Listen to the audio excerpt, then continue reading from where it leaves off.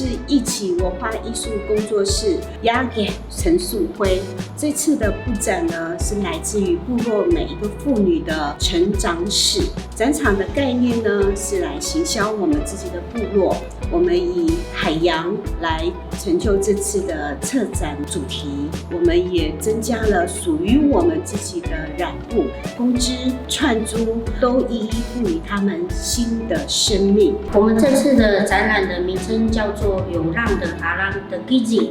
我们展览的活动时间在3月13号到6月16号，在每周六会有体验的活动，时间是在下午1点半到3点半。